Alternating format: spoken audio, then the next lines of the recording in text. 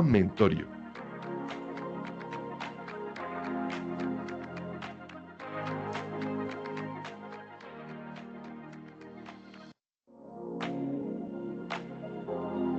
Muy buenas tardes. Bienvenidos todos los que están conectados. Carlos Beyman Gómez, Carlos Díaz, Carlos Mauricio Moreno, Edna Mayerli, Gustavo Luza, José Marroquín, José Eduardo Miranda, Lina Hernández, Maggie, Marcos Alci desde Lima. Un placer tenerte entre nosotros. Norma Alexandra Tascón desde Toronto. Nelson Parra, Sandra Marcela y todos los que se vayan conectando en adelante en este espacio que se llama Mentorio. Mentorio es, para quienes no visitan por primera vez, mentorías en riesgos y oportunidades. Un espacio en el que cada 8 días, desde hace 5 años, nos reunimos un grupo de profesionales a hablar, a conversar, a compartir, transferir conocimiento y compartir experiencias alrededor de los temas que nos interesan y que han sido parte de nuestra vida cotidiana, en nuestro trabajo: gestión de riesgos, continuidad de negocio, gestión de crisis, gestión de riesgos de desastres, control interno, auditoría, gobierno corporativo, cumplimiento. Todos los que tenemos algo que ver con los temas de gestión de riesgos, convocados siempre alrededor de un tema en específico. Esto no tiene ningún corte comercial, es puro interés humano y académico, y ahora que el mundo está a patas arriba, pues con mayor razón necesitamos juntarnos para poder encontrar esperanza, o encontrar opiniones, encontrar conocimiento, compartir eso que nos preocupa, y que el único requisito que tiene en este espacio es muy sencillo. Cuando quieran conversar, levantan la mano en el menú que tienen ahí en la parte superior, donde dice participar, levantan la mano y le damos la palabra. Generalmente siempre tenemos unas preguntas y unas respuestas que hemos, digamos que preparado a modo de guía para el día, pero generalmente no las cumplimos. Generalmente no las cumplimos. Las preparamos, pero no las cumplimos. Porque de eso se trata, sí, hablar con gente experta, como en este caso nuestro invitado, que es Carlos Mauricio Moreno Cruz, un gran amigo personal y gran amigo de esta casa, que ha tenido una trayectoria larga de más de 2 décadas y un poquitico más, ya llegando a 3 décadas, pasando las 3 décadas de trabajar en temas de gestión de riesgos. Ha tenido cargos de responsabilidad en empresas multilatinas muy reconocidas, en el sector de fibras y cementos, en el sector de servicios públicos, en compañías aseguradoras Bankers. y en empresas públicas y empresas de orden privado, y acompaña a muchas organizaciones en temas de auditoría de seguros también. Carlos ha tenido una trayectoria también muy interesante en el mundo del aseguramiento financiero, en la intermediación, en la gestión de riesgos asociado a los programas de seguros en las organizaciones. Y por eso nos atrevemos a invitarlo hoy a que converse con nosotros de un tema que es muy espinoso. Y yo digo que es muy espinoso porque hay mucha gente que habla ligeramente del tema, con mucha ligereza del tema, lo traen mucho a colación en las conversaciones, lo usan en el diario, en las diarias conversaciones de las empresas, sobre todo cuando están hablando de riesgos, pero hay también muchas cositas que aclarar alrededor de ese tema. Por eso hoy vamos a hablar, y espero que ustedes también participen, vamos a hablar de el apetito de riesgos, pero el apetito como brújula para el desarrollo estratégico de una organización. No vamos a hablar del apetito de riesgo para el seguro solamente, sino el apetito de riesgos en el amplio sentido de la palabra. Carlos, bienvenido. Saludas Muchas a gracias, nuestro... Carlos, y muchas gracias a todos los que ya se han conectado, ¿cierto? Pues ahí les coloqué en el chat y de ahí salió este conversatorio, un documento que escribí hace como Ujú. 2 meses, y inmediatamente Carlos me dijo, este tema va para conversatorio. Porque como bien lo dice Carlos, muchos hablan de apetito y pocos tienen claridad de cómo lo han definido, cómo lo han transmitido, cómo están operando sobre él.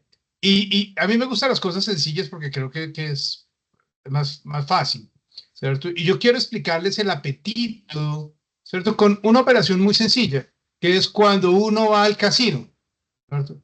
Yo puedo ir al casino porque estoy en un viaje de trabajo, el hotel tiene casino, voy a bajar, pero yo no soy apostador, le digo, ok, listo, voy a sacar y saco 50.000 pesos, ¿cierto? Y eso es lo que yo quiero asumir ese día en, eh, en esa jugada del casino, ¿cierto? Entonces uno diría, no, pues muy sencillo, pero fíjense qué es lo que pasa normalmente con la gente, ¿cierto? Y espero que alguno tenga la valentía de decir, a mí me pasó, que es, empieza la persona, porque acuérdense que aquí estamos mentorio de riesgos y oportunidades.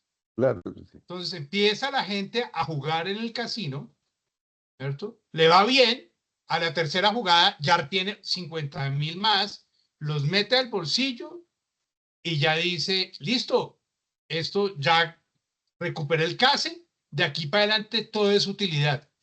Qué peligrosa esa frase de aquí en adelante todo es utilidad. Porque la persona sigue jugando, digamos que tenga una buena racha y empieza a tener más y más y más. Y se había prometido que los 50, que él sacaba el case y ahí se quedaban en el bolsillo. Y no sé, ya tiene 2 millones de pesos ganado y empieza a perder y a perder y a perder y a perder. Y de pronto ya todo lo que se había ganado, todas las utilidades, ya las perdió.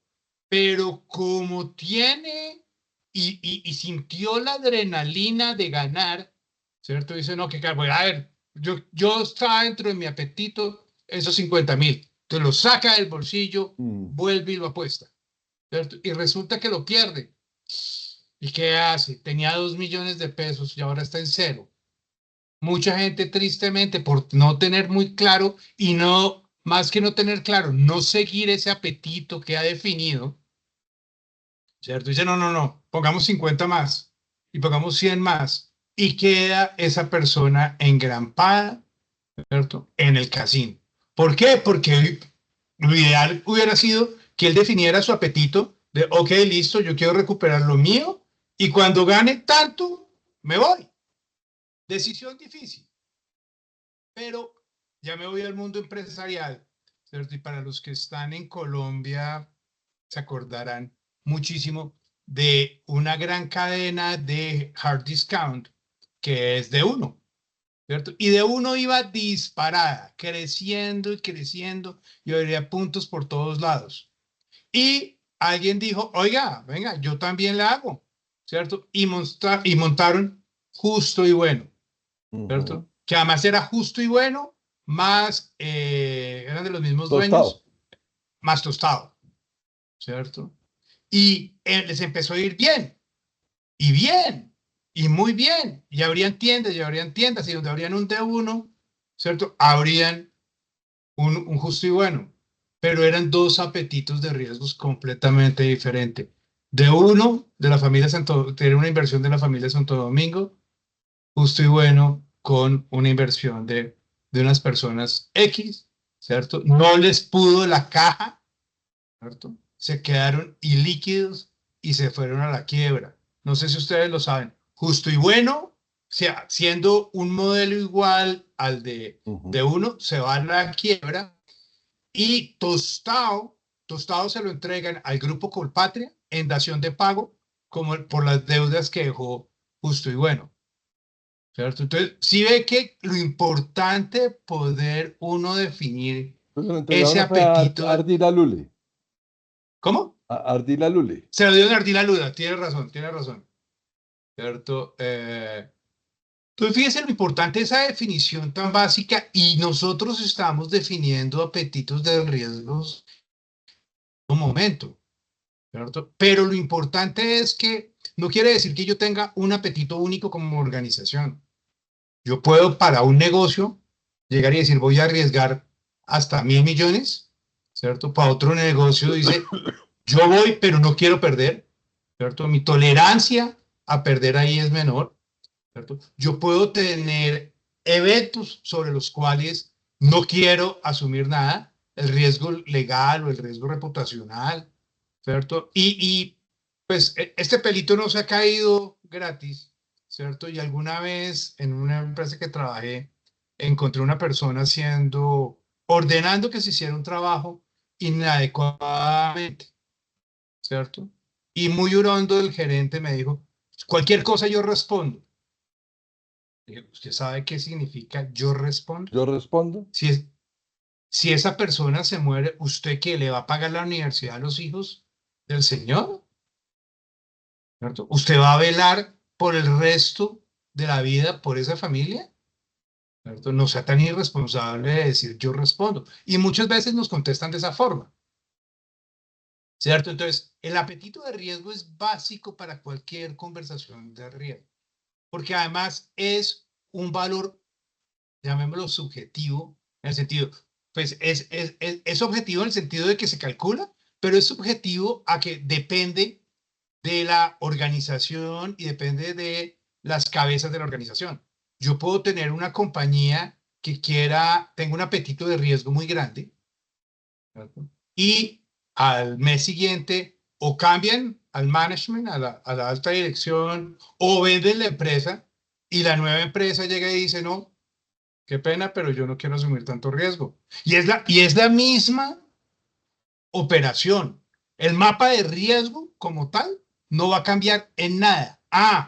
Cuando yo haga la evaluación de los riesgos, ¿cierto? Y los contraste contra ese apetito de riesgo, me va a decir sí cuáles son aceptables y cuáles no son aceptables. Pero fíjense, la empresa en su proceso, en su hacer, en su día a día, no cambió en nada, ¿cierto? Es el apetito de riesgo el que le hace cambiar su estrategia y de pronto, si quiere asumir poco riesgo, pues tiene que poner muchos controles.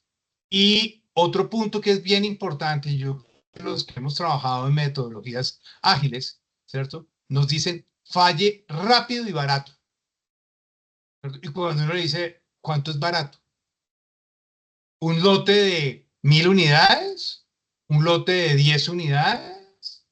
¿Un lote de 1 millón de unidades? Porque eso depende y esas conversaciones no se están teniendo. Y yo cuando aprendí metodologías ágiles, me cambió el cerebro completamente. Yo era de los que era completamente cuadriculado, que así no tenía todo el plan de principio a fin del proyecto, no se iniciaba, ¿cierto? Y las metodologías ágiles me enseñaron que no, que es un tema de iteraciones. Pero entonces yo tengo que, en esas asumidas o en esas apuestas que yo hago, tengo que tener claro y podérselo transmitir a mi equipo, ¿verdad? ¿Cuál es ese apetito de riesgo que como organización, como proyecto, como experimento quiero yo asumir? Carlos, Entonces, fíjense dale. toda la cantidad de cosas que tiene que ver el apetito de riesgo.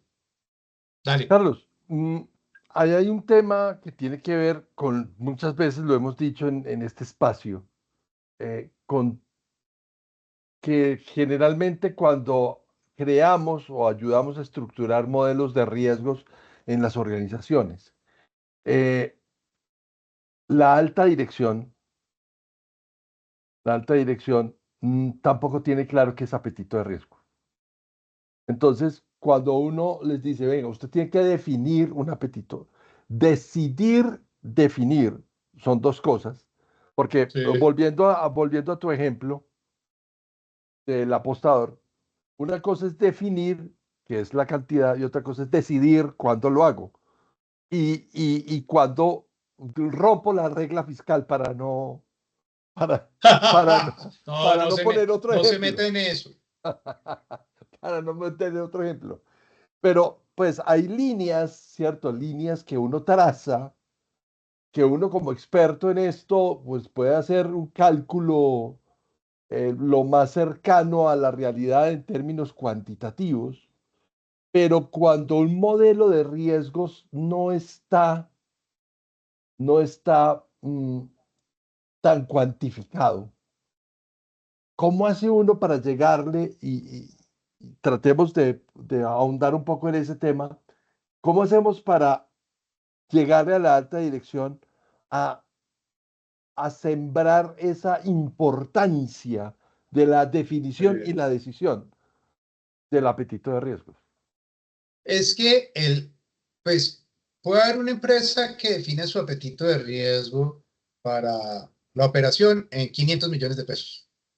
¿Cierto? Para uno le parecerá muy alto, para otro le parecerá muy pequeño, pero lo definieron en 500 millones de pesos. Y de ahí, ¿cierto? Lo importante, y eso es lo que hay que hacerle caer de cuenta es, oiga, que toda la organización sea eficiente, ¿cierto? Porque si la empresa decidió que 500 millones de pesos no lo trasnochan, igual que los 50.000 pesos que yo fui a apostar al casino, no me trasnochan, ¿cierto? No puede haber otra área de la organización que esté pendiente, ¿cierto? Que armando un escándalo, y eso tiene que ver muchas veces con control interno, ¿cierto? Porque hay un recibo de caja de 120.000 pesos que no tiene una firma. Claro, las cosas hay que hacerlas bien, ¿cierto? No es que, si yo defino el apetito de riesgo en 500, entonces yo puedo perder N veces 500, pero eso no es, no le voy a dedicar mucho esfuerzo a controlar esos primeros 500, o no va a ser el foco de mi atención, ¿cierto? Entonces, ¿qué sucede? Y me voy al tema de seguros.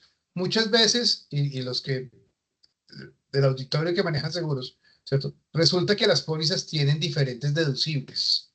Entonces, en daños estás asumiendo 100 millones, en responsabilidad civil está aceptando deducible de 30 millones, en transportes el 2% del valor de la carga, en automóviles el 10%, y así, oiga, espera un momentico. Yo llego y les pregunto, venga, ¿cuál es la política de ustedes para asumir las pérdidas y definir esos deducibles? ¿Cierto? Porque deducir un deducible, ¿cuál es que el deducible es la parte que indefectiblemente voy a asumir yo como Claro, asegurado es la en el momento retribución, de un total. siniestro? ¿Cierto? Entonces, oiga, venga, ¿cuál es esa política? ¿Por qué tengo estos deducibles diferentes? Claro, uno podría hacer una relación, no, es que doblar el deducible, la aseguradora solo me da una rebaja de prima del 5%, ¿cierto? Ok, listo, si le dieron una rebaja del 5%, entonces se supone que el payback para cubrir ese deducible, si se hace una matemática simple, podría estar en unos 15, 20 años. Hay que hacer el cálculo exacto de cuánto está asumiendo más de deducible y mirar a ver si vale la pena, ¿cierto? Asumir ese nuevo deducible o simplemente se queda con atrás. Pero muchas veces lo que sucede es, oiga, baje el deducible, ¿cierto? Porque sí, ¿cierto? Y eso puede tener una connotación al mediano plazo de que las primas sean más costosas. Boris. Car- Carlos, antes de que darle la palabra a Doris, pero yo quisiera que de todos modos hiciéramos también un ejercicio en esta conversación, porque hay, digamos que dos entornos para comprender. El tema que tiene que ver con evidentemente el tema asegurador, el tema de cómo contrato yo los seguros y cómo finalmente yo tengo ese margen. Pero está ese otro que es cuando uno está está construyendo un modelo de riesgos y alguien le dice, bueno, las escalas de aceptabilidad para las consecuencias son. tanto en personas, tanto en ambiente, tanto en financiero, tanto en tal cosa. A las Y dimensiones. entonces esas dimensiones ahí, juntar peras con manzanas siempre ha sido un lío, siempre ha sido un lío. Claro, porque adicionalmente tú todo lo podrías convertir en dinero, pero es mejor hablar el lenguaje de cada una de esas dimensiones. Entonces, el riesgo financiero en planta, el riesgo de salud y seguridad en días incapacitantes, el tema reputacional es a qué entorno le llegó, ¿cierto? Y lo que uno hace, o lo que yo recomiendo cuando estamos haciendo esos ejercicios es, en la parte financiera, yo les digo, oiga, pongámonos un X% de la EBITDA y armamos las escalas de esto. Y venga, ¿qué quiere usted? Y fíjate que, Carlos lo mencionaba, yo trabajé mucho tiempo en Cemex. Cuando Cemex decidió experimentar en construir directamente vivienda, ¿cierto? Es decir, utilizar su producto y construir vivienda y vender vivienda, ¿cierto? Pues nadie en la compañía sabía hacer vivienda, entonces nos trajimos gente del sector, ¿cierto? De constructoras pequeñas y medianas, para que nos ayudara porque estábamos haciendo BIS, ¿cierto? Cuando llega el equipo de salud y seguridad de Cemex y le dice, hey, para trabajar en esa obra tiene que tener bota de seguridad, casco, guantes, Me decía, oiga, pero esto, donde yo trabajaba antes, ¿cierto? No, no se hace así. La gente llegaba y trabajaba casi que descalza. Sí, lo que pasa es que el día, por riesgo reputacional, el día que haya un muerto en la constructora ABC, de pronto no sale ni en el periódico local. Si llega a haber un muerto en la constructora de una obra de Cemex, muy seguramente sale en la bolsa de Nueva York. Entonces son diferentes apetitos y hay que conversar. Es que es un trabajo de convencerlos de qué es lo que quieren asumir como apetito, cuál es esa variación, ¿cierto? Y entra un elemento adicional, ¿cierto? Que eso es una belleza, que es su capacidad de asumir riesgo. Porque yo puedo ser muy osado y yo puedo querer comerme al mundo y yo quiero asumir muchísimo riesgo. Tengo un apetito de este tamaño. Oigan, pero si mi empresa está empezando, tiene flujo negativo, ¿cierto? Pues cualquier variación que llegue a tener yo en los resultados, pues me va a tirar al suelo. Entonces, entiendo que quiera ser muy agresivo, pero tome los cuidados del caso. Una vez un gran industrial de República Dominicana, teniendo un conversatorio sobre este tema, me dijo una cosa que todavía me sigue Ah, retumbando en la cabeza. ah, Oiga, sí, todo lo que usted me dice me parece muy bueno.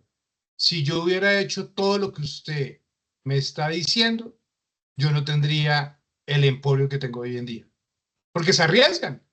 claro. ¿Qué pasa? Tiene un gran apetito, ¿cierto? Y le salieron las cosas bien. Pero le hubiera podido salir una cosa mal, un contrato que se le caiga, un accidente, un tema público, ¿claro? Y se hubiera quebrado. Pero ahí hay un tema y para que pasemos como a la segunda No, y instancia de Boris esta. está que... No, pero Boris Y, es que está cambiando de dispositivo para poder volver. Entonces, mientras él se ok. cambia de Y súper dispositivo para. importante para todos, participen. Esto Sí, es una conversación. Esto no es entre Carlos y Carlos, sino es sí, entre por Carlos, favor. Carlos y cada uno de ustedes. Hay un tema de equivalencias que, Carlos. Yo Mm. una vez me enfrenté a un reto que todavía lo recuerdo. Es anecdótico, en una universidad confesional, católica, confesional católica. Pues estamos definiendo apetito y en el apetito, pues obviamente, todavía lo último que íbamos a hacer era hablar con el rector, porque temas de jerarquía, ¿no? Entonces, em, pasamos por todas las áreas y obviamente llegamos a financiera. Y en financiera recuerdo que el vicerrector administrativo financiero nos dijo, no, pues es que el 30% de mis costos, pues, ¿cómo es que el 70% de la matrícula cubra, perdón, que el 30% de la matrícula cubra el 70% de mis costos, es para mí el punto de equilibrio. ¿Ok? Ese es el punto de equilibrio de él, ¿sí? Y entonces, cualquier cosa que se corra de en en algún rango de esos, pues puede crear un cierto desbalance. Perfecto. Bien. La pregunta del millón fue cuando llegamos dijimos, bueno, entonces hablemos en términos de matrícula. Sí, y esa fue una conversación que tuvimos hace 20 años. Si se reduce el número de matriculados en los programas, ¿cómo puede usted determinar el apetito de riesgo financiero de esta universidad? Y él dijo, no, pues es que todos los días hay gente, hace 20 años, ¿no? Todos los días hay adolescentes que quieren hacer universidad y si no, pues nos volvemos más populares en las matrículas, pero siempre habrá gente que quiera hacer universidad. Hoy están enfrentados, hablando hace poco con alguien de esa misma universidad, me decía, por Dios, o sea, no, hoy teníamos cupos para 200 estudiantes entrar a primer semestre en tal carrera y hoy no tenemos sino 100 y en otra tenemos Imagínate. 80. Eh, y entonces, bueno, eso por un lado. Pero por el otro lado fuimos a donde el rector cuando le dijimos que un funcionario había dicho que el 30% de la matrícula, que si se reducía el 30% de la matrícula, pilla cualquier siniestro o reputacional o lo que fuera, se vería afectado y él se puso las manos en la cabeza y dijo, no, un solo muerto en esta universidad. Es que aquí nadie manda a los hijos para que se mueran. Entonces, para mí es Pero, inaceptable uno solo. Ahí no hay equivalencia, ¿cierto? Pero es un tema de la subjetividad que tiene el punto de vista de cada uno de los que claro, y están. por eso es que hay que construir, hay que hacer dos cosas con el apetito de riesgo. Uno, construirlo entre todos los que son del equipo directivo para tener también principios y valores y qué es lo que nos mueve. Como tú lo estabas diciendo, alguna vez me tocó en un proyecto ver que tenían presupuestados dos muertos. Presupuestados dos muertos. Yo lo entiendo desde el punto de vista financiero, que sí, un proyecto de esa envergadura muy seguramente iba a tener un accidente, pero hay cosas que no se pueden colocar en un presupuesto, ¿cierto? Porque entra precisamente en los temas de mostrar cuál es el apetito. Oiga, entonces, ¿qué? Si se muere solo uno, ¿la sacamos del estadio? Pues no. Entonces, son muchas aristas, no es un tema fácil, es un tema, puede ser hasta complejo y espinoso, pero como bien lo decías tú al principio, el apetito de riesgo, como, no, eso está dentro de mi apetito. Venga, realmente está en su apetito hoy, está dentro de 6 meses, estaba antes, ¿cierto? Realmente sabe cuáles son las consecuencias de si ese riesgo, esa oportunidad se le materializa, cuáles son sus requerimientos de caja que van a necesitar. ¿Cuántas empresas no conocemos que han sido exitosas y eh, a raíz de su propio éxito se han quebrado? Claro, Hay totalmente. una que a los que tenemos más añitos, ¿cierto? Que era Distral, ¿cierto? Una compañía de un lituano que llegó acá después de la guerra, ¿cierto? Y de la nada arrancó una empresita reparando calentadores y fue moto sí potente, pero creció y creció y creció hasta que precisamente por no tener ese acotado, ¿cierto? Se lo llevó las necesidades de cada. Bueno, Boris ya empecemos llegó. a darle, Boris parece que está todavía en el chat, eh, pero mientras Boris levanta la mano para hablar, Edna Ahí está Edna Jorge. Ma- Edna Majerli escribió, ¿cómo se mide el apetito de riesgos? ¿Dónde debe quedar? ¿En el manual? ¿Cómo se le indica a la alta dirección para que lo defina?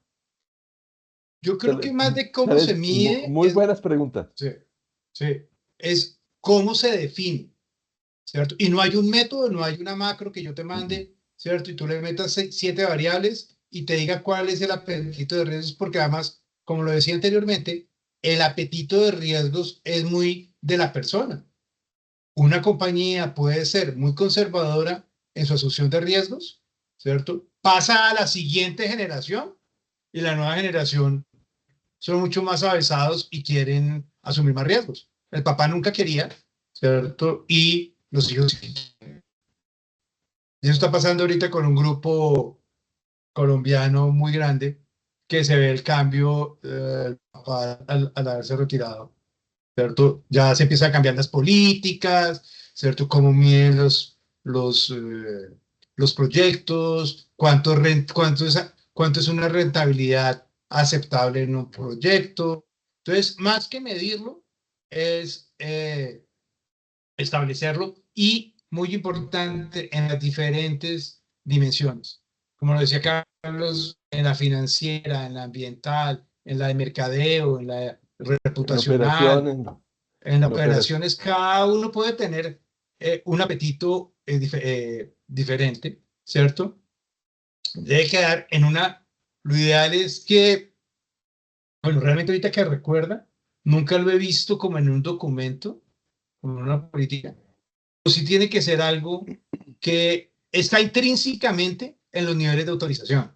Claro que yo te voy a contar una cosa. Yo hace poco acompañé a una empresa, una empresa muy grande, productora de alimentos.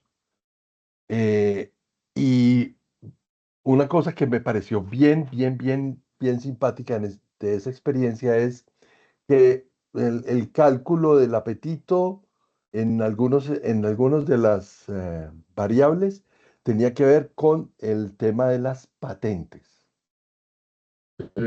¿cierto? Porque para ellos el valor fundamental de la organización, más que el producto, son las patentes de producto. Y entonces el que las patentes se vean vulneradas se vuelve un rasero para poder calcular el tema del apetito. Me pareció interesante. Jorge De Malaver, acuerdo. Sí, buenas tardes, Carlos. ¿cómo estás, Carlos y Jorge? Carlos. Bienvenido. Bien, ¿ustedes cómo van?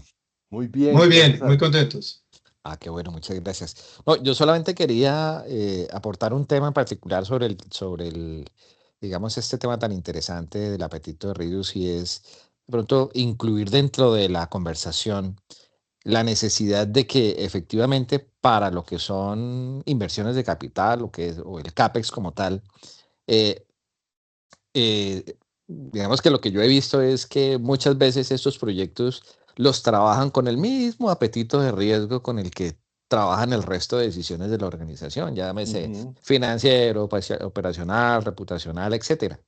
Pero la experiencia a mí me ha dicho, porque yo he trabajado en proyectos muy grandes a nivel nacional, que definitivamente esos apetitos de riesgo se quedan extremadamente cortos, pero ujú, cortos de cualquier punto de vista, porque pues, estamos hablando de una compañía que hace una inversión de 200, de 300, de 1.000 millones de dólares para, digamos que, incrementar su capacidad instalada o hacer una repotenciación o una conversión, etcétera, etcétera. Y ese ejercicio de riesgos, desde la misma formulación del proyecto en su etapa, digamos que incipiente o conceptual, pues empieza a ser como muy al día a día, cómo manejan la operación, cómo manejan el OPEX. Y empiezan a salirse Sí, cosas como la que decías, Carlos, el tema de las patentes, las licencias, el financiamiento, los procesos de importación, el manejo con la comunidad, el impacto financiero que eso va a tener y al final, cada vez que se avanza en el proyecto, salen una serie de liebres que no son pequeñas, sino son muy grandes, que empiezan ujú. a generarle sobrecostos y trabas a los tres elementos de riesgo que tiene un proyecto, que es costo, cronograma tiempo. y tiempo. O sea, lo que es calidad, costo y el calidad, costo, tiempo, ese son los aspectos que se tienen que ver en un proyecto porque al final es lo que impacta en el payback del mismo. Entonces, si es un proyecto de 200 millones de dólares que termine costando 400, ya definitivamente se llevó la empresa por delante. Por delante. Y lo hemos visto Claro, pero dime. escuchándote, Jorge, ¿cierto? Hago la reflexión, pues, la junta directiva de Ecopetrol y de Reciclar, pues el apetito es todo. ¿O ustedes creen que una empresa privada hubiera aguantado los sobrecostos de Reciclar? No, no, no. No, Ah, no, pues para como nada. tiene papá rico, entonces, eso no interesa. Cuando yo digo, oiga, espera un momentico, yo le voy a invertir a este proyecto 500 millones de dólares y no puede ser 501. Mejor dicho, saqué hasta el agua del florero para poder alcanzar a los 500 millones. Entonces, puta, la tolerancia, ¿cierto? A una desviación, ¿cierto? Es mínima. Pero cuando tú tienes papá rico, pues eso, vayamos viendo a ver cómo se va dando el negocio. Y pasó lo que pasó. Ujú, ujú. ¿A qué voy yo? Que yo estuve en los dos escenarios. En el escenario del papá rico, sí, un escenario como el de la refinería de Cartagena. Yo estuve ahí participando en el proyecto que arrancó en 3.000 millones de dólares y terminó en 8.000. Sí, una Ujú. locura. Pero también trabajé en proyectos privados aquí del sector azucarero, que ellos invierten dinero, construyen destilerías, hacen inversiones fuertes de capital y, y ellos financian sus proyectos con la caja. Yo Sí, tuve que ver así es. un sector como esos casi que quebrado, porque sus proyectos de CAPEX dependían precisamente de decisiones del gobierno, de precios del etanol, de que les autorizaran unas licencias, de que les construyeran una carretera, de que les construyeran un ferrocarril, cosas que dependían del político de turno que nunca se dieron. Y al final terminaron mandando a PIG 70.000, 200.000, 300.000 millones que todavía los están amortizando, precisamente por no tener en cuenta, no era un tema de plata, era un tema de decisiones políticas que no estaban contempladas dentro del escenario, dentro del capítulo del el apetito de riesgo. Y es que necesito que me mejoren la carretera para poder sacar mi producción de la zona en donde estoy haciendo la planta. Nunca hubo carretera, nunca hubo ferrocarril. Y la planta se quedó ahí, de ese tamaño y nunca creció. Eh, que dependo de que el gobierno me amplíe los contratos de arrendamiento para unas tierras para poder expandir la producción en el llano. Nunca se dieron esos contratos.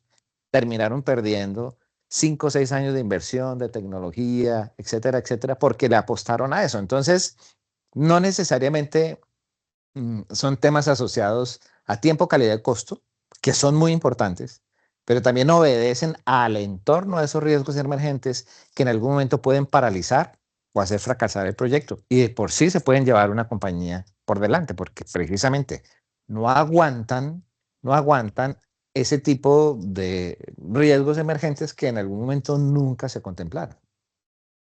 ¿Sí? Eh, Jorge me da pie para traer a colación algo que aprendí en ese viaje del 2023 a Europa, que me decían en los austríacos, me decían, miren, el gran problema de América Latina está en que pasan de la idea al proyecto, Mm, sin hacer una evaluación de oportunidades en la viabilidad, porque se quedan en la viabilidad financiera o en la estructuración financiera de un proyecto, pero no hacen el ejercicio consciente de poner unas variables que definan, unas variables que se definan en, en cómo dimensionar o darle moldeamiento a las variables que pueden impactar el apetito de riesgo desde el entorno.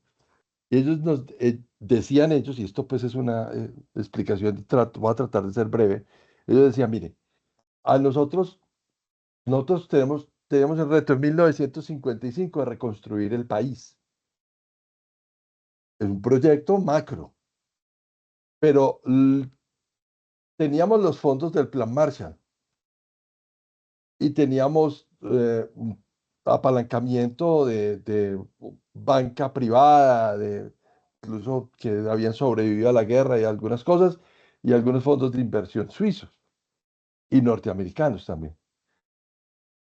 Y decía, dinero tenemos, pero son el resto de las variables las que no nos dan y nos decían, Carlos, por ejemplo, el tema de mano de obra. Nosotros tenemos que reconstruir Europa, pero los hombres están lisiados. O sea, no había mano de obra. Entonces, ¿qué nos tocó hacer? Traer gente de Turquía. Y por eso, esa es la explicación por la que hoy usted en cualquier calle de Alemania, en cualquier calle de Austria, usted ve más kebabs que salchichas. Porque hay tantos turcos que migraron y que son tercera y cuarta generación después de la posguerra que se quedaron allá viviendo.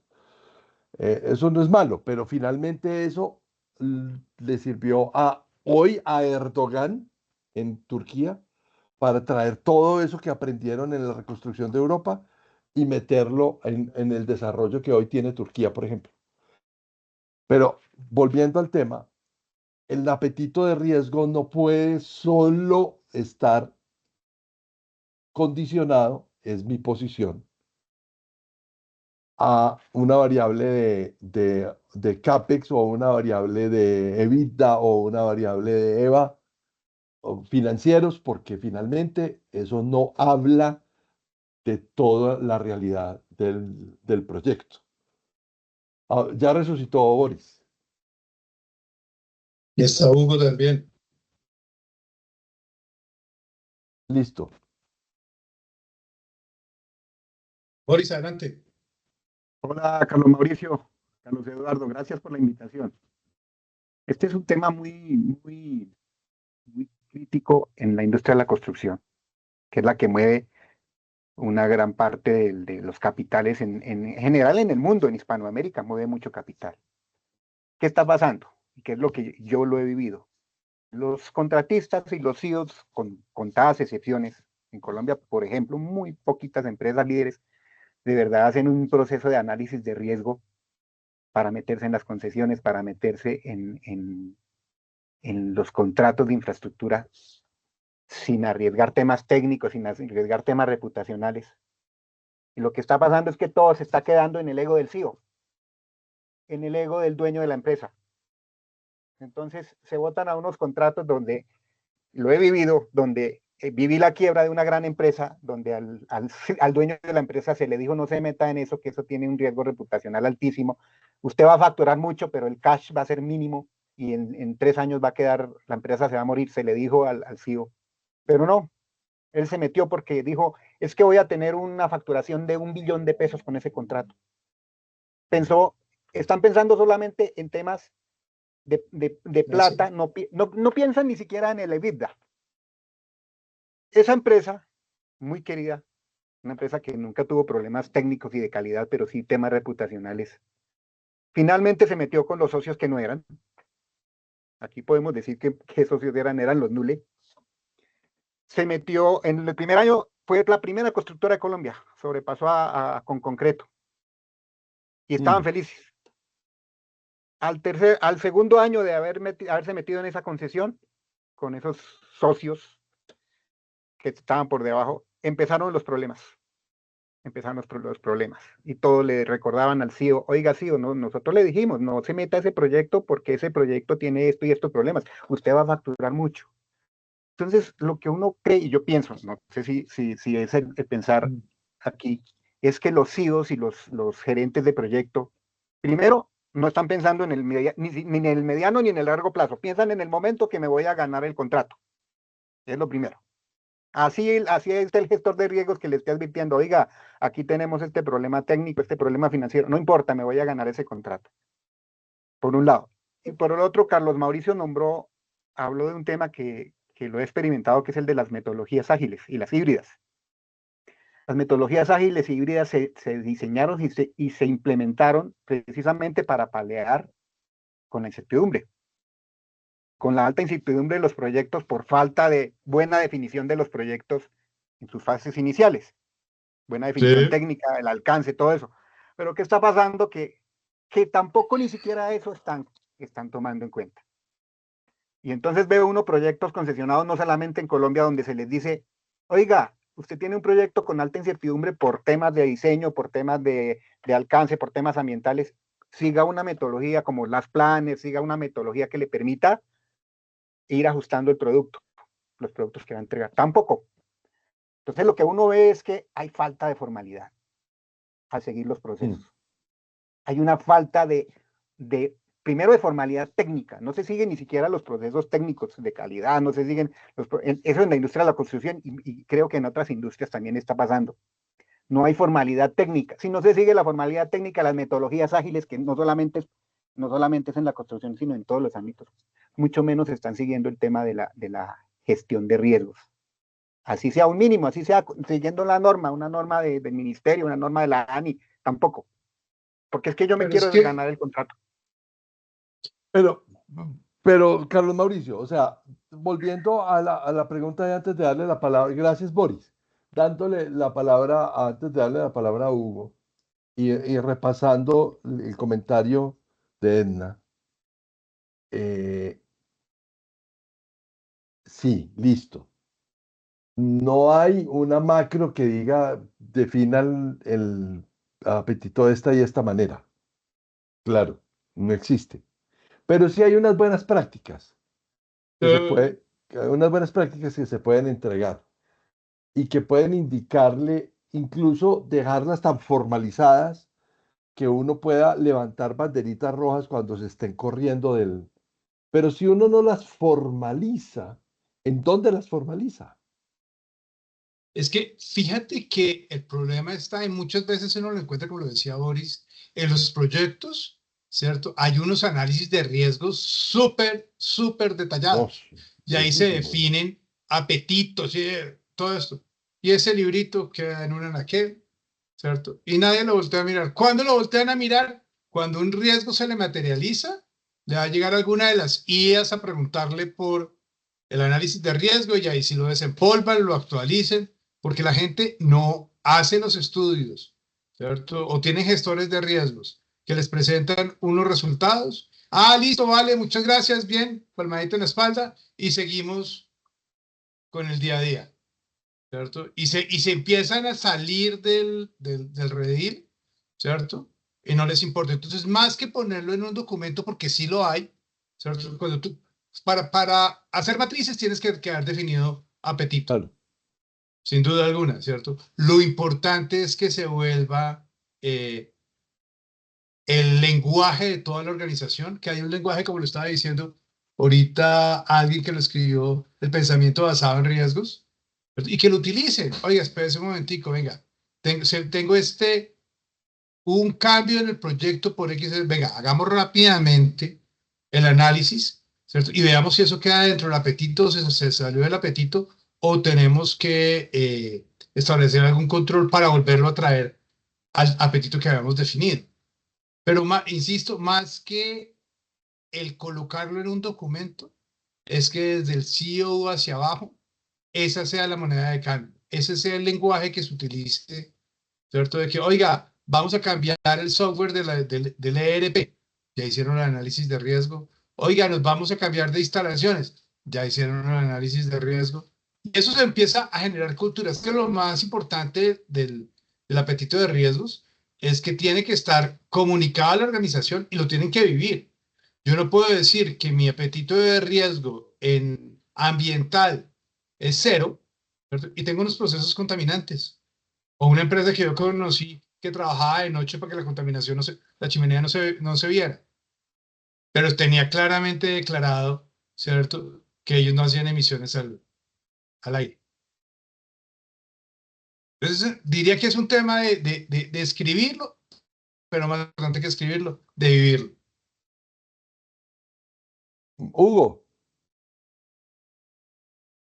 Hola, ¿qué tal? Muy buenas tardes para todos. Un gusto saludarlos. Espero me estén escuchando bien porque hoy desde mi celular. Yo quisiera hacer una intervención. Excelente, gracias. Yo quisiera tener en cuenta o poner sobre la mesa algo que es vital para el cálculo del apetito de riesgo y es el objetivo de la persona que está declarando, determinando, calificando o calculando el valor del apetito. Porque hay dos caras. Cuando yo quiero calcular el apetito de riesgo, lo hago desde dos caras. Una es la inversión y otra es la pérdida. Ya la pérdida ya la han abordado bastante con el tema de seguros. Yo cuánto estoy dispuesto a perder. Y entonces no es solo dinero. Yo hablo de los 4 recursos más importantes de la empresa, que son las personas, el dinero, la tecnología y la infraestructura. ¿Cuánto estoy dispuesto a perder desde la pérdida? ¿O cuánto estoy dispuesto a invertir? ¿Hasta qué punto soy capaz de invertir para alcanzar ese objetivo que me estoy planteando? Entonces, en ese orden de ideas, lo primero que yo tengo que tener en cuenta es cuál es mi objetivo. ¿Qué es lo que yo realmente quiero encontrar, calcular, alcanzar? Y con base en eso que yo quiero alcanzar, determino ese apetito de riesgo. Ahora, ya pasando de pronto, eso como para hacer ahí lo que quería poner sobre la mesa con respecto al cálculo del apetito. Con respecto al tema de las inversiones que se hacen, y escucho más los ejemplos desde el sector público, y uno que ha tenido la oportunidad de trabajar las matrices de riesgos de la contratación, pues uno se da cuenta que en el sector público lastimosamente tiene una herramienta en la cual deja consignados todas esas situaciones que pueden afectar el normal devenir del contrato, del desarrollo del contrato. Tiene esa herramienta, ya sé que hay muchas personas que no nos gustan las matrices o que nos gustan las matrices, pero es lo que hay. En el sector público eso es lo que hay. Y en esas matrices uno consigna precisamente esas situaciones que generan esas desviaciones, ¿sí? Lo llaman en el sector público los riesgos previsibles. Y los agrega uno dentro de esas matrices y determina quién es el responsable de ese riesgo. En algunas ocasiones son responsabilidad del gobierno nacional o de la alcaldía, la gobernación, la empresa o el sector oficial encargado de generar el proceso, el contrato. Y por el otro lado está el contratista. Entonces se determina quién de los dos es responsable de. Incluso hay riesgos que entre las dos partes dicen somos responsables ambos para que ocurra. Entonces, lo que estaban ahorita, ¿no? Que es que yo necesito que me construyan el riel en tal parte. ¿Eso de quién es responsabilidad? Del Estado, de la gobernación, de que está haciendo el contrato. Y deja consignado dentro de esa matriz, si usted no me cumple, pues va a tener impacto sobre el proyecto. Y este es el impacto. Y se determina incluso si es un impacto financiero o cualquier otro impacto, se determina cuál es. Y se explica a la persona o al contratista esa situación y genera el menor impacto posible. Pero ¿cuál es el problema? Para cerrar, ¿cuál es el verdadero problema? Es que todos hacemos esos seguimientos y hablábamos ahorita del tema de hacer el análisis de riesgo y hacemos las matrices de riesgo y cumplimos con las normas, pero en el momento en que el riesgo ocurre es lo último que consultamos. O sea, hicimos Así todo es. un ejercicio, duramos haciendo planeación 6 meses, un año, estamos haciendo todo el ejercicio de riesgos, tenemos todo consignado, sabemos lo que va a pasar, lo que puede pasar, y resulta que en el momento en que el riesgo ocurre, todo el mundo empieza a mirarse las caras y decir, Dios mío, ¿qué hacemos? ¿Qué hacemos? No, no, no. Y empieza uno a ver la fila de gente haciendo locuras y resulta que lo que planeó y lo que trabajó durante tanto tiempo no lo usó. Entonces, a veces nos pasa. O sea, cuando estamos haciendo este ejercicio de apetito, cuando tenemos estas herramientas, no las usamos lastimosamente, las desaprovechamos y terminamos teniendo los problemas de que las empresas se acaban por un mal manejo y resulta que las respuestas estaban hechas desde el principio, pero nunca se utilizaron. Quería como hacer Hugo, esa interpelación. Gracias. no sé en qué tipo de empresas has trabajado tú, pero eso no sucede en Colombia. Qué exagerado Sí, que eres. Gracias a Dios. clarísimo.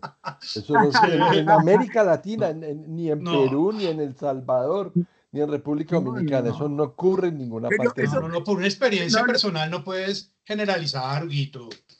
no, es que eso lo vi en un programa de concurso anoche y yo dije, tengo que contarlo. En National ¿Cierto? Geographic. Es Nagio. Sí, sí, es Nagio, sí. Gracias. Nagio en alerta aeropuerto.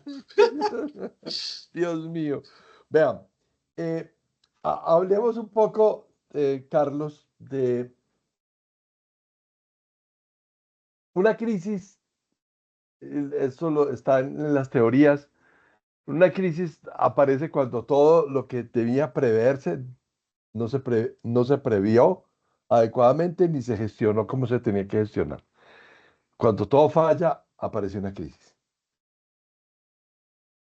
Muchas de las crisis que tenemos en las organizaciones, y no estoy hablando de las grandes, estoy hablando de las medianas y las pequeñas, se derivan de no tener claro el apetito de riesgo. Sí, sin duda, porque es que se meten, ¿cierto? O hacen cosas sin haber, vuelvo a repetir, y como lo decía Hugo, hacen el análisis, o definen cuál es el apetito de riesgo, ¿cierto? O toman decisiones sin tener en cuenta del mismo. No, pero, Entonces, pero en una pyme nadie hace un análisis de apetito a riesgo. Eso, pues yo creo que esa sería una cosa muy exótica. Sí. no, pero es que fíjate que eso es lo que yo pregono, ¿cierto? Nosotros que llevamos tanto tiempo en esto, tú ves cualquier situación o te hacen cualquier consulta e inmediatamente en automático tu cabeza puede pasar, ok, ¿qué puede fallar? ¿Cierto? ¿Cuál es la probabilidad? ¿Cuál es la severidad? ¿Qué controles tengo? ¿El riesgo residual es suficiente o tengo que aplicar más controles? Y lo haces, no es de que te haga una consulta y tengas que no, esperes a ver un momentico, no. Entonces, lo que el negociante, el comerciante, ¿cierto? Está tomando decisiones de riesgo todos los días. ¿Cierto? ¿Usted qué cree que el que decide comprar en Corabastos, si compra aguacates o compra papa, ¿cierto? Ahí está, se está haciendo análisis de riesgos. Lo que pasa es que no hace modelos de Monte Carlo ni nada de eso, pero está haciendo eso, pues lo está haciendo mucho para las oportunidades. Y es de naturaleza humana que no nos gusta ponernos a pensar, ¿cierto? En los escenarios negativos.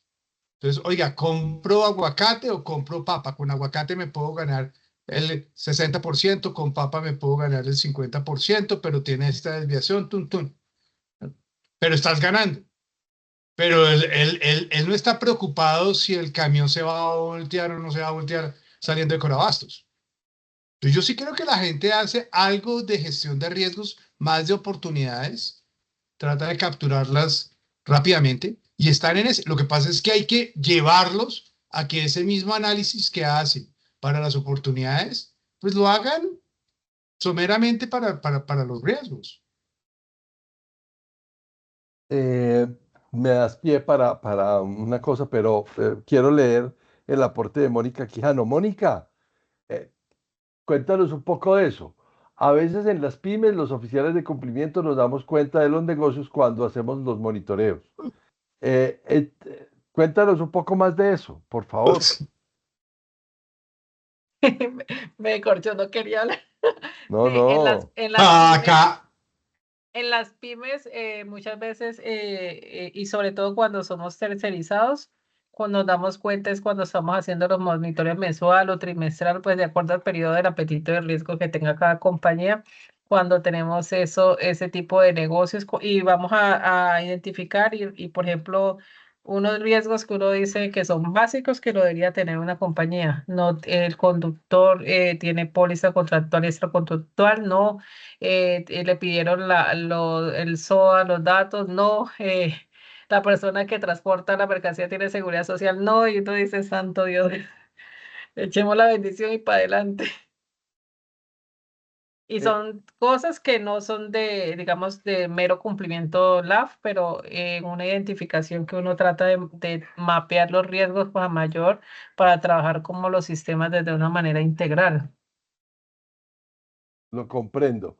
Eh, por eso yo insisto tanto en hablar de las pymes, Carlos, sí, sí. porque en realidad uno se pone a mirar dónde está el mayor riesgo del Valle de la Muerte, en lo que llamamos, en términos coloquiales, la morbimortalidad neoempresarial, y es en que el inversionista, el emprendedor o el que está iniciando un negocio, eh, como está debatiéndose entre el debe haber un saldo, comprar, procesar y vender y mantener un flujo de caja lo más ajustado posible para poder cuidar la rentabilidad cuando son juiciosos. Digamos que tú lo decías ahora en la ida a comprar papa en Corabastos, pues puede que haya una cosa que es muy intuitiva y hay apetitos de riesgo que son como muy intuitivos, ¿sí? En realidad obedecen más como al pensamiento basado en riesgos y a la razón lógica y al sentido común y a esas otras cosas que son como muy intuitivas.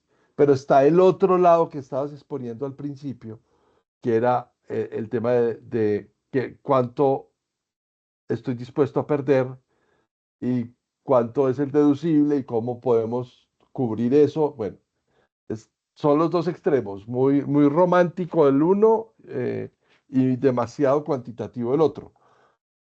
Pero entre esos dos mundos, y tú me lo escribías el otro día en una conversación que teníamos, eh, entre esos dos mundos hay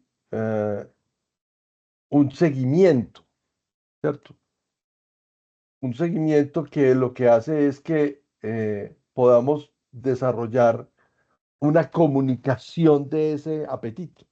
¿Cómo comunicar ese apetito?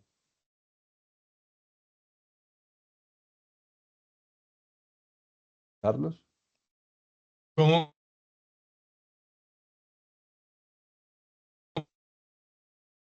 Tú no vas a sacar una circular.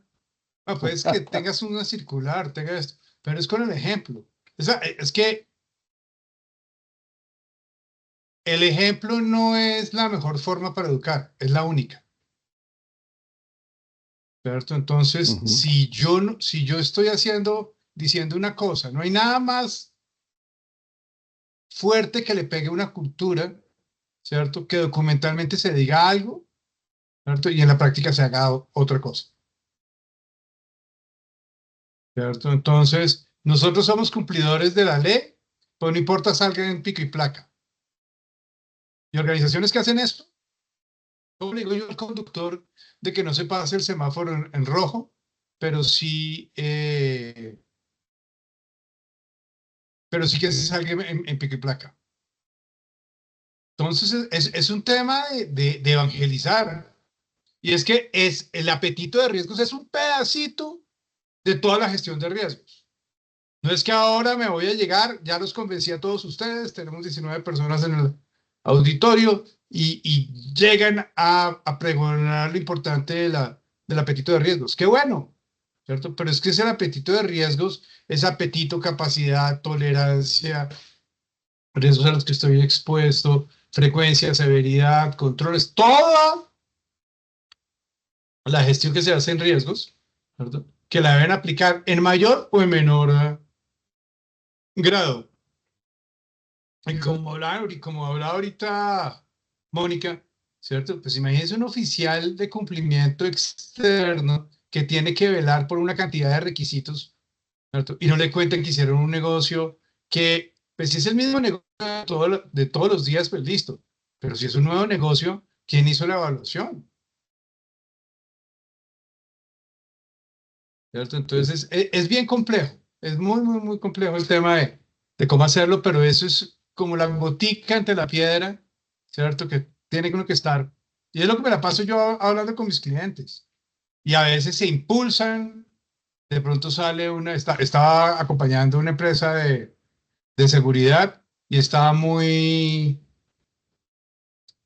eh, como muy encaminada en aplicar toda la metodología de riesgos, ¿cierto? Salió el tema de la reducción de horas de los vigilantes, ¿cierto? Y le tocó renegociar todos los contratos.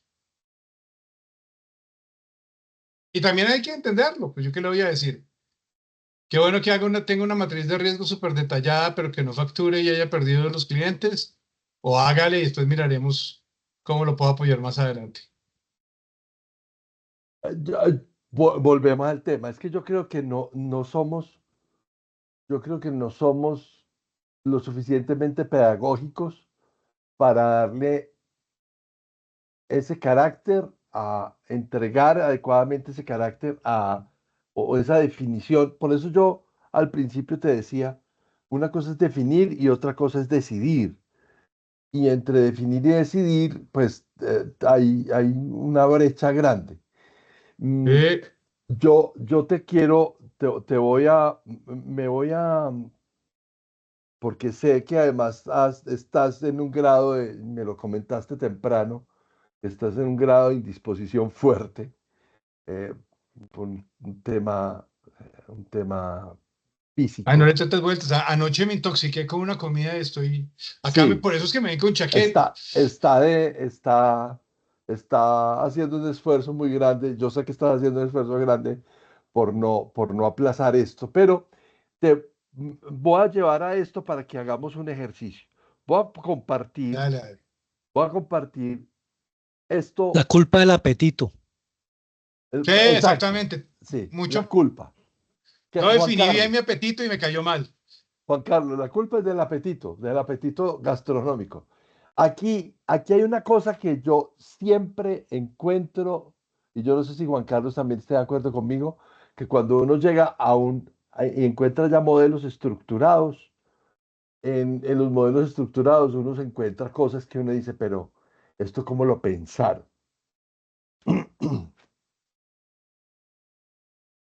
Cuando yo soy capaz de tener este ejemplo,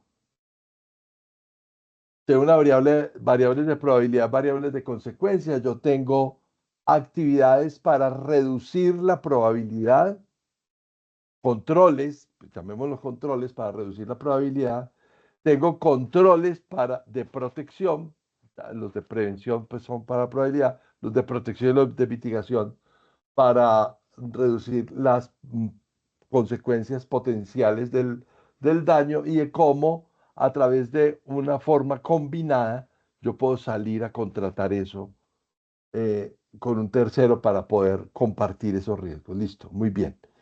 Nunca vamos a llegar al riesgo cero. Entonces, Nunca. vámonos para este lado. Seguimos con la misma matriz en donde tenemos controles preventivos, controles protectivos o de mitigación, tenemos desde luego una forma porque es que nosotros hablamos de apetito, pero se nos olvida la aversión. Es que es un complemento. Exacto, pero entonces aquí yo quiero plantear una conversación alrededor de estos tres momentos. Si yo tengo en una matriz cosas que están muy coloradas, como digo yo coloquialmente, y tengo otras que están así como medio paliduchas, y tengo unas que no me importan, finalmente este efecto contrario, en donde yo tengo una alta aversión al riesgo, es que yo creo que es que no lo sabe, a veces no, nosotros somos tan técnicos con esto, Carlos, que el ciudadano de a pie no nos lo entiende, Pero no compro. nos, no nos lo entiende. Yo uso esta herramienta, yo uso esta herramienta. Yo la someto pues para que si quieren echarme tomates, háganle. Pero yo uso esta herramienta. Yo les digo, mire, usted en realidad, no, entiéndame que usted, una cosa es el apetito, otra cosa es la aversión. Usted, hay cosas que usted no puede permitirse. Y eso es aversión. Eso es aversión. O sea, ¿Sí? yo no me lo puedo permitir. Eso no me puede pasar. Es la inadmisibilidad del riesgo. ¿Sí? Otra cosa es lo que yo puedo intolerar, que no es inadmisible, sino que no lo tolero, ¿cierto? Que es lo más paliducho, como lo naranja tal vez. Pero entre lo que no tolero y acepto, que yo sé que está ahí, tengo que vivir con eso, yo tengo que vivir con que todos los días salgan los camiones a la calle. O sea, yo tengo que vivir con que yo tengo que vivir con que los bandidos están pendientes cuando sale un contenedor lleno de televisores de un almacén general de depósito, porque eso es dinero en efectivo. Entonces, yo tengo que vivir con eso, pero yo no puedo soslayar de mi negocio de venta de electrodomésticos el tener que almacenar en un intermediario aduanero un agente aduanero una mercancía y irla nacionalizando de a poquitos, e irla sacando de a poquitos. Esa exposición hace parte de mi negocio, o sea, yo no tengo que vivir con eso. Hay ese margen de no tolerancia y tolerancia, está la palabra tolerar, es no tolerar y tolerar. Y otra cosa es asumir que eso está ahí, que eso está ahí, y que mal que bien, yo pues tengo el dinero suficiente para poder aguantar el porrazo. Cuando yo le explico esto a mi cliente con estas variables, el cliente ya se me echa para atrás y dice, ah, ya te entendí.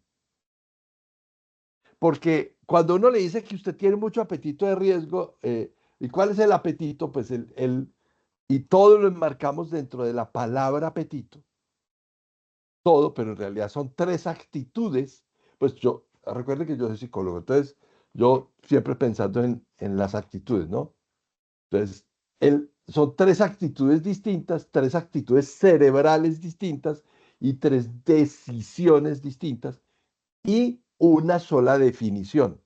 Entonces, defíname qué para usted es apetito, defíname qué para usted es tolerable o no tolerable y defíname qué es inadmisible para su negocio.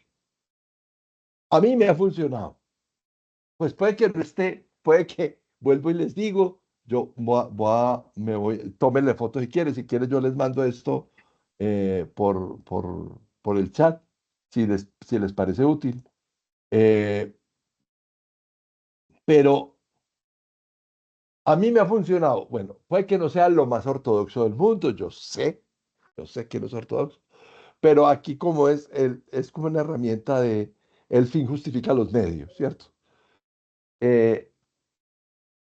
Y entonces, a mí me ha funcionado. Yo no sé si, vuelvo, insisto, puede que no sea muy ortodoxo. Lo someto a un juicio crítico de ustedes para poder ayudarle a Carlos Mauricio a A avanzar, cerrar el tema. a cerrar el tema. Pero fíjate, Carlos, que tú vuélvelo a colocar, pero estoy completamente de acuerdo contigo y es lo que uno hace. Pero fíjate que los colores de los rectángulos deberían casar más o menos con los colores de los riesgos como tal. Y ahí Sí, hay unos rojos que te quedan en naranja, pero eso es lo que uno hace. Y oiga, venga, ¿usted cuánto puede soportar de pérdida? ¿Cierto? ¿Usted cuánto puede soportar oiga, ¿le aguanta a usted una visita del Ministerio del Trabajo que están tan de moda? ¿Está preparado para eso?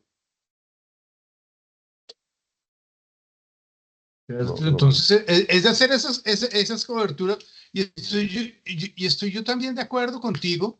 Y ahí les paso otro tip de lo que yo hago con mis clientes. Pues ese tema de que venga, vamos a ver cuál es su entorno y vamos a ver cuáles son sus mapas de proceso y vamos a ver cuáles los riesgos a los que está expuesto y vamos a evaluar ese riesgo y los controles.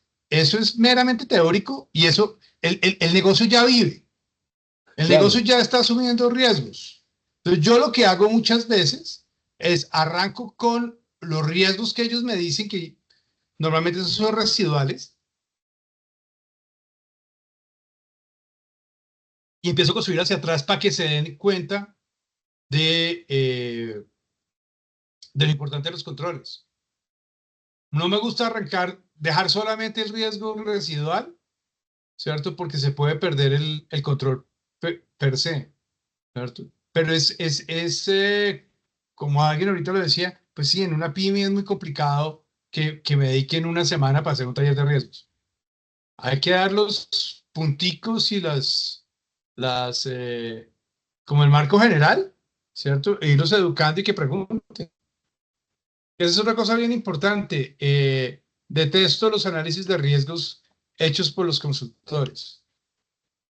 El análisis de riesgos tiene que ser igualito que el apetito, ¿cierto? Creado y generado desde la administración de la compañía. Claro, el dueño del negocio y el dueño del proceso es el que tiene que... Sí, Pero ¿cuántas veces no vemos gente que va con la USB a decir que aquí yo le tengo su matriz? sí, no, de hecho, muchas veces, pues, y conocemos gente que, tú y yo conocemos gente viven de eso, ¿Sí? viven de eso, pues, de hacer un copy-paste del tema e ir por la calle haciendo eso. Pero por eso, cuando tú publicaste ese artículo, y ya para entrar en la recta final de esto, cuando propusiste el tema en LinkedIn, yo dije, hay que hacer una conversación alrededor de este tema. Yo creo que con los aportes de Boris, los de Mónica, De Hugo. los de Hugo, muy importantes, los de Hugo, buenísimos. Yo creo que le dimos un redondeo general a eso. El apetito de riesgo es la brújula yo creo que no es una brújula. Yo creería que Es la cancha. exactamente. Yo creería Marcas que no la es cancha. Cuando defines el es la apetito, cancha. como Sí, tú lo señor. mostrás, defines la cancha. ¿La Define quieres la más cancha. grande, más chiquita? Sí, o sea, y qué capacidades tengo yo de jugar por qué punta para los que saben de fútbol. Yo no sé de punta, estoy aprendiendo ahora porque siento un afecto muy especial por el Deportivo Pereira. Entonces, eh, estoy aprendiendo algo de fútbol, y es entender por qué puntas está jugando y dónde estoy yo, dónde tengo un buen armador, dónde soy capaz de caminar con buenos equipos, tomar decisiones basadas en riesgo, vuelvo y digo decisiones, y finalmente debatirse como en los proyectos, debatirse entre los valores de calidad, costo y tiempo, como nos lo decía Jorge, al haber, pues sí, muy bien, pero hay esas otras variables que también inciden, que nos permiten poder moldear, no modelar, sino moldear adecuadamente un proyecto o un modelo de riesgos es importante. Y resaltar lo que dijiste ahora último, antes de tu puesta de chaqueta, que ya sé que estás bien, bien, bien indispuesto, em, es que hay que irse de la oportunidad al riesgo. O sea, O del finalmente, riesgo a la oportunidad. o del riesgo a la oportunidad, pero no puede ser o riesgo o oportunidad, porque la oportunidad es un espejismo y el riesgo es un fantasma. Y entre fantasmas y espejismos uno no puede vivir la vida.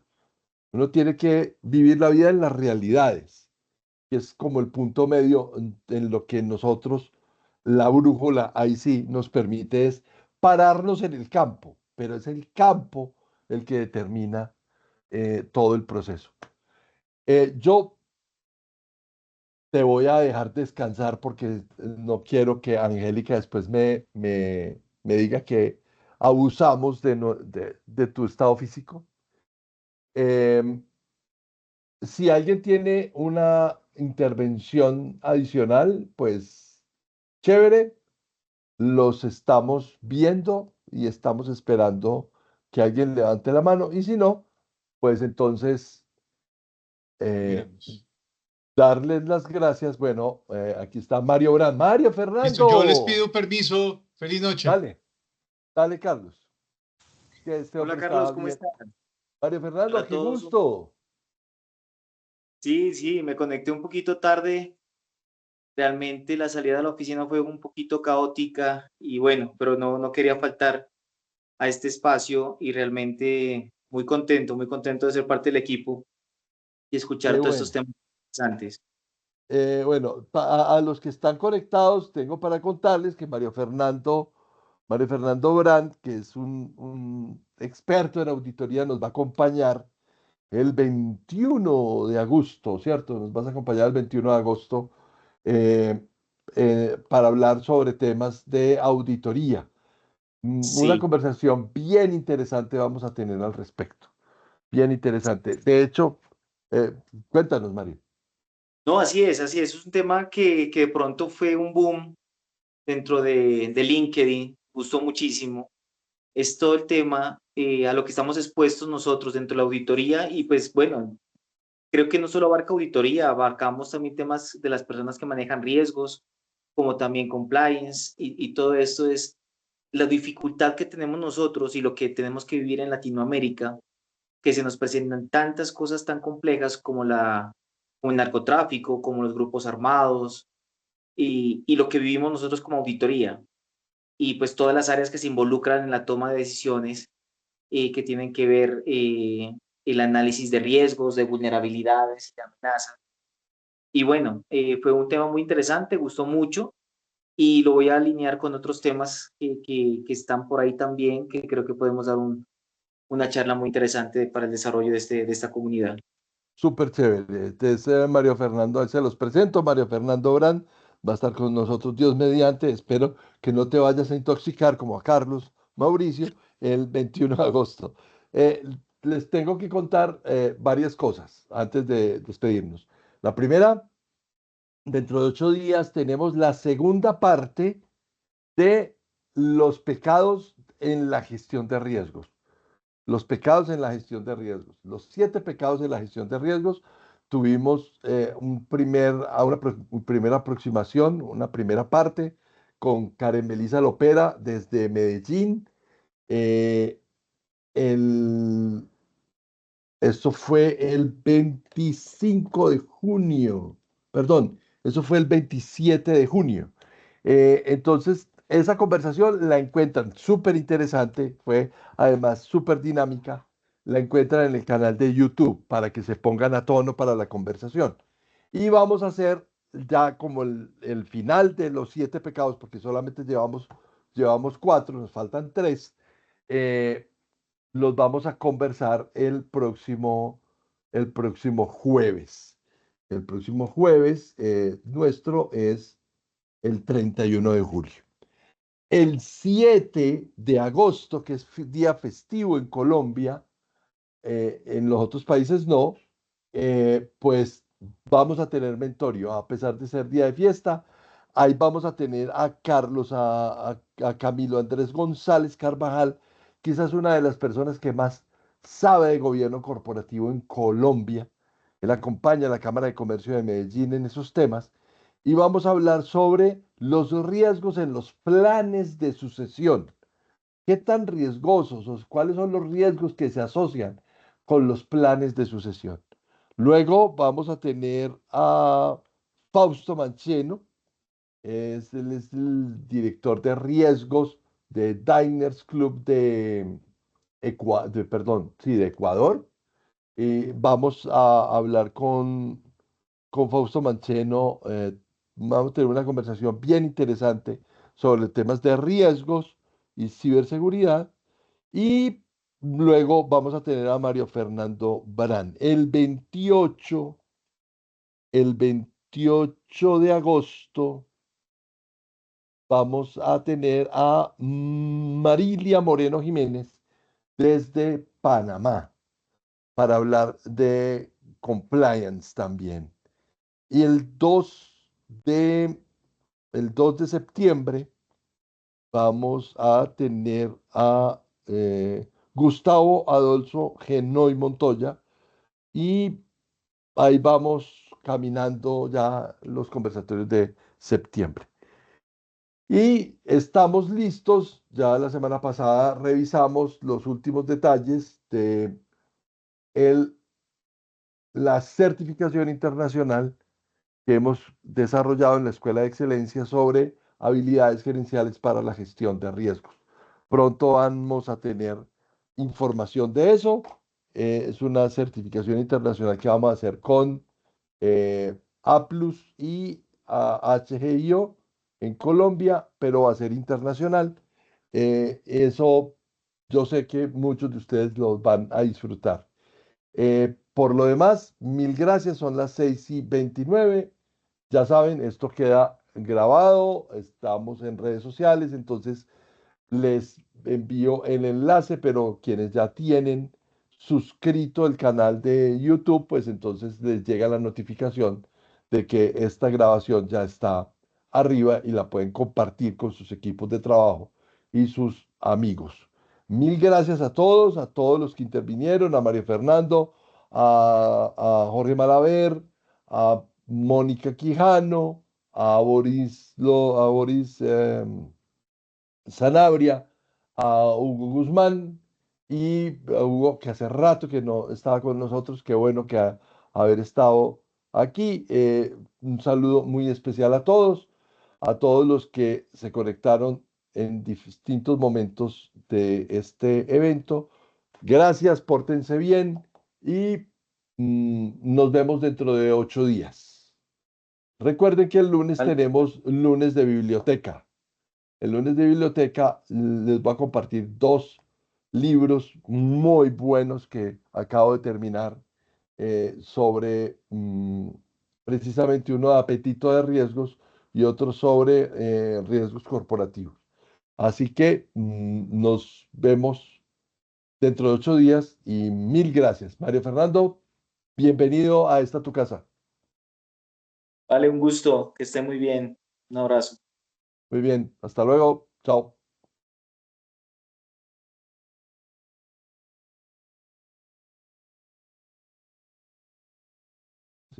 Y